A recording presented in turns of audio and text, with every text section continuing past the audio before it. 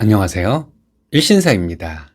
저희 채널에는 신박한 사연들이 많이 있으니 많은 분들의 구독 부탁드립니다. 이번 사연은 나이 많고 무능력한 사위라고 무시하더니 예비사돈에게 전화로 난리까지 친 장모님을 응징해 주었다는 사연인데요. 함께 보시겠습니다. 안녕하세요. 마흔이 다 되어가는 30대 후반 남자입니다. 결혼은 꿈도 못 꾸고 하루하루 버텨내듯 살던 제가 신기하게도 결혼을 했네요. 아내와 신혼의 달콤함을 즐기며 살고 있습니다. 아내는 선한 마음을 가진 어여쁜 사람입니다. 저에게는 고마운 사람이에요. 하지만 아내는 저에게 미안해합니다. 미안해하며 저와 저희 어머니께 잘하려 노력해 줍니다. 그래서 아내에게 더 고맙습니다.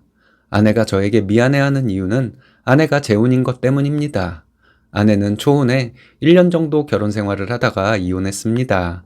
아이 없이 이혼했기 때문에 별다른 문제는 없을 텐데도 아내는 총각이었던 저와 결혼하는 것에 대해 미안하게 생각한다는 말을 종종 하곤 했습니다. 제가 아내에게 저의 마음을 처음 고백했을 때 아내는 저에게 결혼에 실패한 적이 있다는 사실을 말하고 저를 밀어냈습니다. 하지만 저는 아내의 곁에서 1년 넘게 맴돌았고 아내는 결국 제 마음을 받아들여 연인 사이가 되었습니다. 제가 청혼을 했을 때 아내는 저의 청혼을 받아들이면서도 자신의 과거를 저에게 미안하게 생각한다 말했습니다. 도대체 그게 왜 미안할 일인지 모르겠습니다.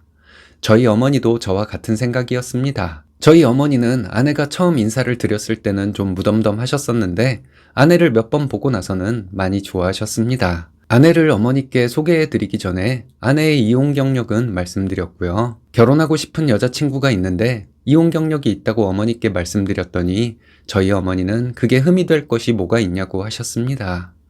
그 사람을 보고 판단하면 되는 것이라고 하셨고 아내를 몇 번 본 후부터는 아내가 똑똑해서 못난 남자와 얼른 이혼한 것이라고 말씀해 주셨습니다. 저는 무능력한 노총각이었습니다. 어려운 가정 환경에서 외아들로 자랐고 중학생 때부터 방과 후와 주말에 아르바이트를 하며 살았습니다. 직장을 다니기 시작하면서 부모님이 건강이 좋지 않아 경제적인 부분을 책임져야 했습니다. 아버지께서는 몸이 안 좋으셨지만 남자가 일은 해야 한다고 하시며 어떻게든 일을 나가시려 했지만 건강 때문에 일을 하다 말다 하셨습니다. 저의 월급과 아버지께서 근근히 벌어오시는 돈으로 생활비와 부모님 병원비, 약값 등을 충당했기 때문에 저는 빠듯하게 살았고 결혼 전까지 모은 돈도 별로 없었습니다. 성인이 되어 직장을 다니기 시작한 후로 30대 중반이 될 때까지 신세를 처량하게 여길 시간도 없이 열심히 달리기만 했습니다. 저는 중소기업에 다니고 있고 또래 중에서 연봉도 그리 높지 않습니다. 제가 30대 초반이었을 때 아버지께서 돌아가신 후로 형편이 조금 나아지기는 했습니다. 아버지 병원비와 약값으로 들어가는 돈이 없어지니 조금 나아진 정도였습니다.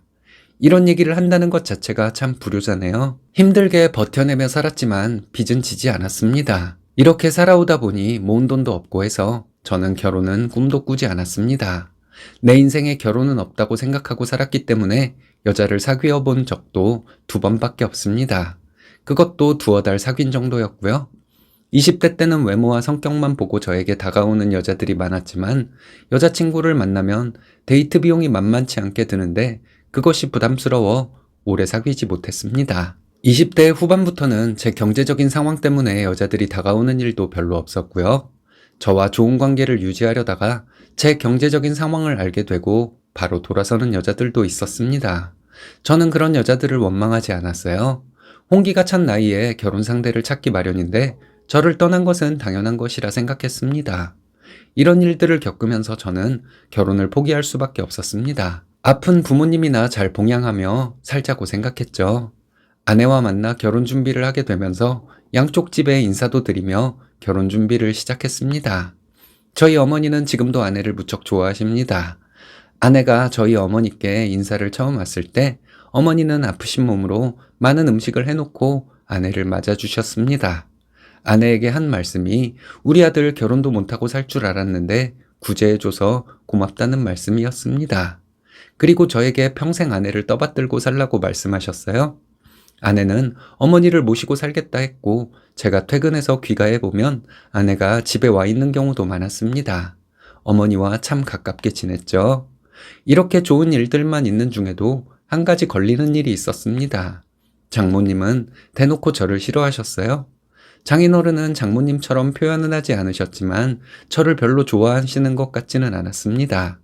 처가에 처음 인사를 갔을 때부터 장모님은 제가 마음에 들지 않는다며 대놓고 무시하듯 말씀하셨습니다. 마흔이 다 되도록 장가미천도 모으지 못하고 뭐하고 살았냐 하셨는데 그전부터 제가 어떻게 살아온 사람인지 아내가 이미 말씀드렸다고 합니다. 이후에 어쨌든 딸을 결혼시키는 부모님의 마음이 그럴 수도 있다고 이해하려 했습니다. 저는 술도 거의 하지 않고 담배도 피우지 않습니다. 나름 아내를 잘 챙겼고 한눈을 팔 사람도 아닙니다. 한눈을 팔 여력도 없고요. 가정 형편상 어쩔 수 없이 생긴 것이기는 하지만 절약하는 습관이 몸에 배인 사람입니다. 주변 사람들은 이런 점을 좋게 봐주는 경우가 많았습니다. 돈 때문에 힘든 삶을 살아오다 보니 자연스럽게 생긴 습관들인데 좋게 봐주시니 그분들에게 감사할 따름이었죠. 아내도 연애하던 시절에 종종 저에게 말해 주었습니다. 돈이 많은 사람이어도 한눈이나 팔고 자기 여자 아낄 줄 모르면 여자는 불행한 것인데 자기는 저 같은 남자를 만나 너무 행복하다고요. 처가에 세 번째 찾아뵈었을 때 장모님은 저에게 심한 말들을 하셨습니다. 처음 배웠을 때부터 능력도 없는 주제에 결혼은 무슨 이런 식으로 말씀을 하셨던 분이었고 저는 사랑하는 아내를 얻기 위해 그런 수모도 감수해야 한다고 생각했습니다. 처가에서 저를 마음에 안 들어 한다는 것을 저희 어머니께는 숨겼습니다. 하지만 장모님은 저희 어머니께 전화로 경제력도 없는 아들을 무슨 장가를 보내냐는 식으로 말씀하셨고 저희 어머니는 많이 속상해 하셨습니다. 아픈 부모, 능력 없는 부모 만나서 네가 고생만 하고 살았고 이런 속상한 말들도 들어야 한다며 한참을 우셨습니다. 처가에 다시 찾아뵈었을 때 장모님은 또 쌀쌀한 말투로 저를 대하셨고 저의 무능력을 또 언급하셨습니다. 그때 아내가 화내는 모습을 보게 되었네요. 아내는 장모님에게 엄마가 이 사람에게 무례하게 굴었고 어머님께 전화까지 해서 무례하게 굴어서 내가 면목이 없다 했습니다.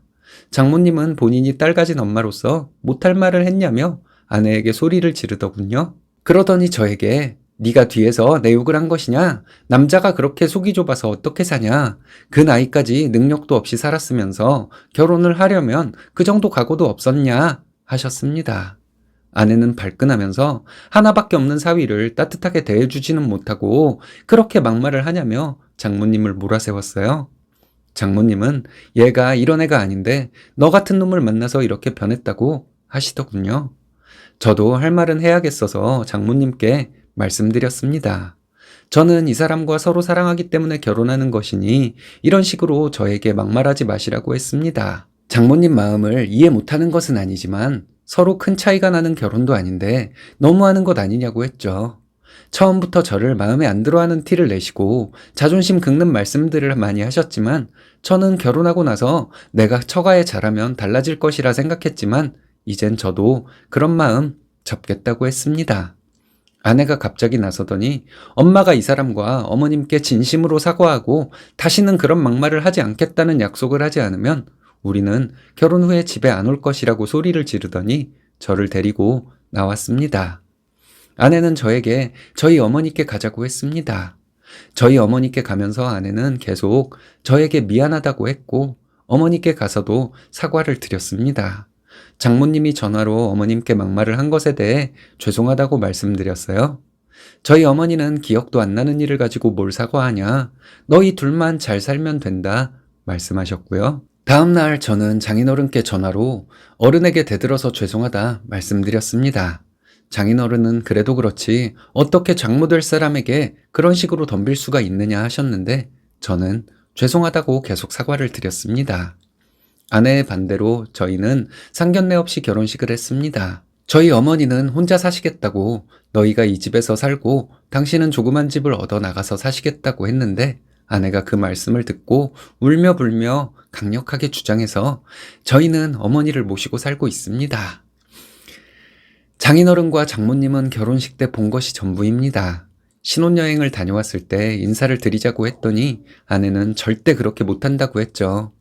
내 남편 이유 없이 면박을 주는 사람은 엄마여도 용서할 수가 없다고, 엄마가 진심으로 사과하고 다시는 그러지 않겠다 말하지 않으면 평생 안 보고 살 것이라고 했습니다. 혼자라도 처가에 다녀올까 생각하다가 아내가 원치 않는 행동인데 저 혼자 오버하는 것도 못할 짓이라 생각해서 가지 않았습니다. 아내와 어머니는 너무 사이가 좋습니다. 둘이 맛집도 다녀오고 뮤지컬을 보고 오기도 합니다. 제가 별로 안 좋아하는 곱창을 어머니와 아내가 무지 좋아하거든요. 그래서 저를 빼놓고 간답니다. 곱창집을 가서 저는 다른 메뉴를 시켜서 먹으면 된다고 함께 가겠다고 해도 저를 빼놓고 갑니다. 저는 사실 고맙죠. 저 혼자 집에서 휴가 받은 느낌으로 쉴 수 있으니까요. 이런 아내를 낳아주시고 길러주신 장모님과 장인어른을 언젠가는 찾아뵙고 왕래를 해야 할 텐데 아내의 뜻이 워낙 완강해서 아직은 말도 못 꺼내고 있습니다.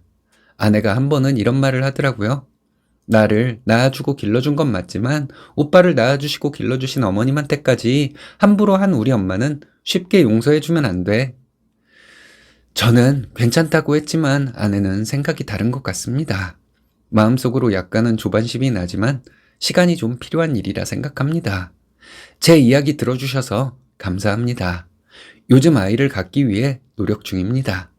좋은 일 있으면 여러분들께 소식 전하겠습니다. 감사합니다. 어려운 형편을 이겨내며 살아온 쓰니님에게 복이 내려졌나 봅니다. 어린 나이부터 고생 많으셨네요. 아내와 어머님 모시고 늘 행복하시기 바라겠습니다. 처가에 대해서는 아내의 결단을 그대로 따라주셨으면 좋겠네요.